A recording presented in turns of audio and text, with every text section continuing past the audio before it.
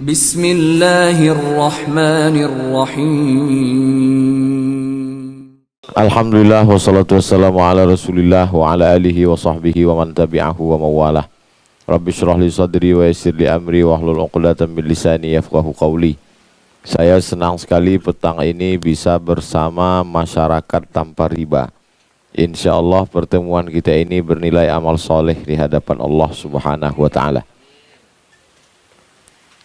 Riba diambil dari kata raba yarbu, artinya bertumbuh dan bertambah. Karena memang uang, materi, benda yang dipinjam itu menjadi bertumbuh dan bertambah dengan bertambahnya masa. Maka tanaman yang tumbuh itu disebut dengan yarbu. Allah membantah itu. Ketika orang mengatakan riba itu yang tumbuh, sedangkan yang lain tidak tumbuh. Maka kata Allah SWT, yamhaqullahu riba wa yurbi. Nah, dari kata riba. Yamhaqullahu riba wa yurbis sadaqat. Sesungguhnya riba itulah yang binasa dan sedekah itulah yang tumbuh. Kenapa riba itu disebut amat sangat? Sampai-sampai diumpamakan dengan perumpamaan yang amat sangat jelek. Mohon maaf, zina itu jelek, tapi ada yang lebih jelek lagi daripada itu. Atar rajulu ummahu. Seseorang yang mendatangi ibunya. Dan itu dianggap sebagai riba yang paling ringan. Seseorang mendatangi, mohon maaf, ibunya, itu dianggap sebagai riba paling ringan. Karena memang riba ini luar biasa. Sekarang di masyarakat kita, riba masuk ke 3 yang paling besar. Pedagang, petani, dan nelayan. Bagaimana nelayan dengan kesulitannya di tengah laut mencari ikan, setelah dapat dibawa ke pantai, ternyata uang itu tidak diperoleh untuk keluarganya dulu. Karena uang itu sudah diambil duluan dari rentenir. Sehingga ikan-ikan itu yang bernilai ikan, cumi, segala macam, nilainya hampir dipotong setengah harga. Itu saya dapat cerita dari saya pergi ke beberapa daerah pesisir pantai. Sehingga uang itu memang dikuasai oleh rentenir semuanya. Di nelayan, saat susah mereka datang menawarkan uang. Lalu kemudian ketika nelayan pergi ke laut, ikannya nanti akan diambil oleh rentenir. Begitulah seterusnya. Tidak putus. Nanti dia perlu waktu anaknya sekolah, ketika Idul Fitri, mau bulan suci Ramadan dan lain sebagainya. Seolah-olah mereka tahu betul kapan ini orang-orang perlu uang. Lalu kemudian di sektor pertanian, pada saat musim menanam, rentenir tahu bahwa pada saat menanam ini masyarakat perlu pupuk, perlu bibit. Di situ dia akan tanamkan uang besar-besaran investasi. Nanti pada saat memanen, di situ pula lah dia akan memasang harga panenan amat sangat murah, dari mulai cabai sampai padi, beras. Karena orang sudah dipakai, diberikan pinjaman duluan. Kemudian begitu juga dengan di beberapa pasar kita. Beberapa calon bupati, wali kota yang kampanye, di antara permintaannya adalah, apakah kalau Bapak nanti duduk kami bisa terlepas dari rentenir. Jadi masyarakat kita tidak lepas dari rentenir. Satu sisi mereka yang terjebak ini karena kebutuhan. Kalau dia tidak minjam uang ke rentenir, ikannya tidak dapat karena perahu, minyak, segala macam, tidak ada modal. Pertaniannya tidak tumbuh karena pupuk, sewa, tanah, dan lain sebagainya. Karena kalau tidak pakai rentenir, dagangnya tidak maju. Ini sebagian besar kebutuhan. Tapi ada jenis kedua adalah manusia yang terjebak dalam hidup konsumtif. Jadi sebetulnya kalau dia mau hidup cukup dengan pemberian Allah yang dalam Islam disebut dengan qanaah, dia sebetulnya tidak terjebak pada riba. Tapi karena sifat tamak, maka hampir semuanya terjebak pada riba. Tidak sesuai antara pendapatan dengan keinginan kebutuhan yang sangat besar. Akhirnya solusinya adalah riba. Dari mulai kendaraan, sampai rumah, sampai liburan, sampai seketika anak akan kuliah, lalu kemudian akan kerja, lalu kemudian akan menikah, maka semuanya terjebak riba. Dan sampai pada akhirnya tua, setelah pensiun pun tetap juga terjebak riba dan mati dalam keadaan terlilit hutang. Makanya di antara doa yang diajarkan Nabi, Allahumma inni a'udzubika minal hammi wal hazan.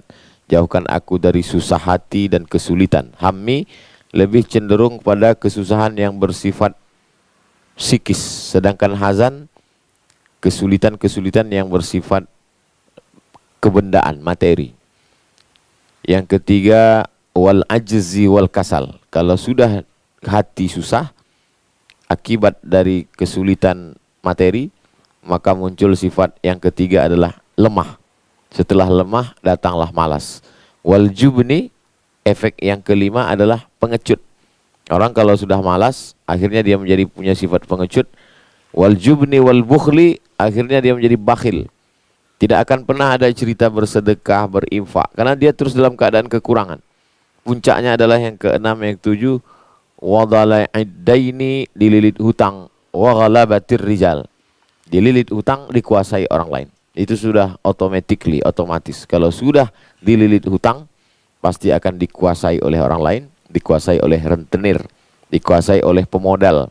Kalau ini terjadi pada person orang, maka keputusan dia tidak lagi independen.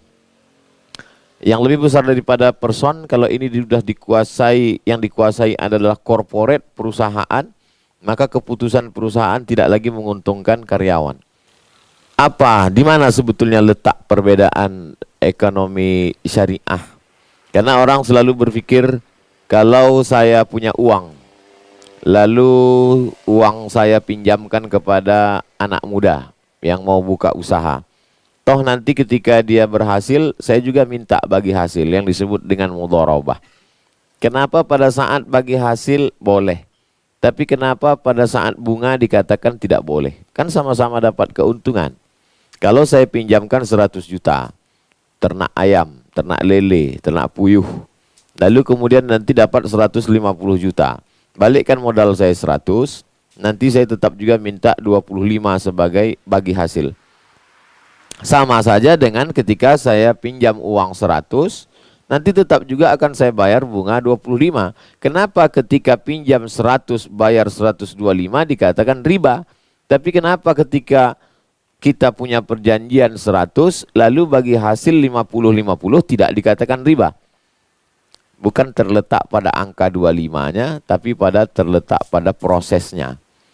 Ketika saya punya uang 100 juta, lalu saya letakkan di bank, maka saya tidak lagi berpikir sulit. Saya sudah terbentuk dalam kepala saya mindset bahwa setiap bulan saya dapat bunga. Karena saya punya uang, kalian putarkan. Tapi ketika uang saya 100 juta ini saya pinjamkan kepada seorang anak muda pencari kerja, lalu kemudian saya berikan kepada dia, hai anak muda, pakailah uangku ini 100 juta, kau buka usaha terserah, mau buka apa. Maka setelah dia pinjam uang ini, ibadah saya akan semakin khusyuk. Yang sebelumnya saya tidak tahajud, saya akan tahajud. Kenapa? Karena kalau saya letakkan di konvensional, saya tidak perlu khawatir duit ini akan hilang. Karena setiap bulan pasti akan ada bunga. Tapi setelah saya berikan kepada anak muda ini, maka setiap malam saya pasti berdoa supaya bisnis dia berhasil. Karena kalau tidak berhasil, modal akan hilang. Otomatis bangkitlah adrenalin ibadah saya, semakin khusyuk sholat saya, semakin dekat doa saya kepada Allah, karena saya merasa perlu mendoakan dia. Setiap bertemu saya akan bertanya apa kabar. Ketika dia sakit, saya amat sangat khawatir. Apalagi kalau sampai dia mati, meninggal dunia. Jadi sebenarnya di sana ada pesan moral. Itulah yang tidak didapatkan pada riba. Riba tidak ada moral sama sekali. Yang ada dalam riba hanya keuntungan, berlebih, bertumbuh, bertambah, mencekik, mengambil aset orang, dan pada akhirnya adalah orang kaya semakin kaya dan yang miskin semakin melarat. Inilah sebetulnya yang diperangi oleh Islam. Jadi hari ini kita mengukur standar suatu keberhasilan adalah pada fisik. Jadi kalau itu yang kita jadikan standar, maka kita sudah salah menjadikan alat ukurannya. Jadi kalau mengukur jauh kilometer, mengukur berat kilogram, maka mengukur standar peradaban fisik. Jadi kalau begitu nanti orang pergi ke Madinah, dia akan tanya mana istana Nabi Muhammad SAW, karena yang dia ukur fisik. Kalau yang menjadi standar itu fisik, maka Fir'aun jauh lebih berhasil dari Nabi. Karena bangunan fisik yang dibangun oleh Fir'aun jelas tampak, ada piramidnya, ada sphinxnya, sedangkan ada kursi emasnya, ada muminya. Sedangkan Nabi Muhammad SAW tidak ada membangun istana. Replika rumah Nabi yang amat sangat sederhana. Bangunan peradaban Islam yang dibangun itu adalah akhlak. Akhlak, bagaimana kepedulian pada orang, bagaimana membantu orang, bagaimana mendoakan orang, bagaimana memikirkan orang, bagaimana kita satu perasaan dengan orang. La yu'minu ahadukum, kamu tidak beriman hatta yuhibba li akhih, sampai engkau sayang kepada saudaramu ma yuhibbu li nafsi, sama seperti sayang pada diri sendiri. Itulah beda peradaban Islam dengan peradaban Romawi, dengan peradaban ada dua peradaban besar ketika pada zaman Nabi SAW dalam surat Ar-Rum, ghulibatur Rum, ketika bangsa Romawi dikalahkan. Ada peradaban Romawi, ada peradaban Persia. Ketika itu yang paling kuat adalah Persia. Tapi kata Allah nanti pada saatnya Persia juga akan jatuh. Dan akhirnya Persia jatuh, Romawi pun jatuh. Kedua-duanya dikuasai oleh Islam. Persia saat itu hari ini adalah Iran. Dan Romawi saat itu adalah Konstantinopel, yang didirikan oleh Kaisar Konstantin, yang ditaklukkan oleh Muhammad Al-Fatih. Kedua-duanya dikuasai oleh Islam hari ini. Peradaban Islam adalah peradaban kana khuluquhul Quran. Akhlaknya adalah Al-Quran. Jadi di antara akhlak Al-Quran, bagaimana kita berempati, bagaimana kita menolong orang.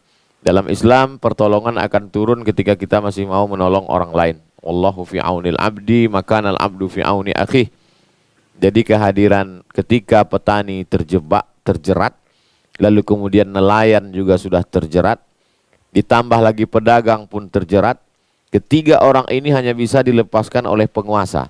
Tapi ternyata penguasa pun juga tersandra oleh pemodal-pemodal.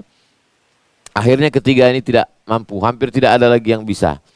Ketika petani, pedagang, nelayan, penguasa semuanya terjerat pada riba, satu-satunya lagi harapan adalah ustadz.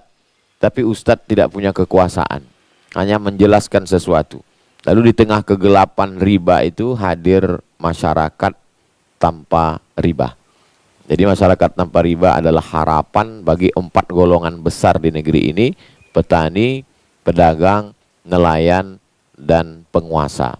Kalau komunitas ini semakin besar, maka dia bisa melepaskan orang yang terjerat pada riba, maka dakwah insya Allah memberikan solusi. Hari ini kita lihat dakwah sepertinya tidak memberikan solusi. Datang orang terjerat riba, mestinya dia datang ke saya, Ustadz, tolonglah Ustadz, saya terjerat riba. Mestinya saya bantu dia, saya lepaskan dia dari riba, lalu saya berikan usaha. Tapi karena saya tidak punya kekuasaan, tidak punya modal, ketika dia datang mau menjelaskan dirinya bahwa dia terjerat riba, yang saya bacakan dulu justru ayat-ayat neraka. Akhirnya orang bisa jadi murtad lama-lama. Orang bisa jadi ateis. Karena dia saat itu idealnya adalah kamu terjerat riba, bayar hutang-hutangmu melalui zakat. Karena 1/8 dari zakat itu untuk dia. Innamas shadaqatu lil fuqara wal masakin wal amilina 'alaiha wal mu'allafati qulubuhum wal gharimin, orang yang terjerat hutang.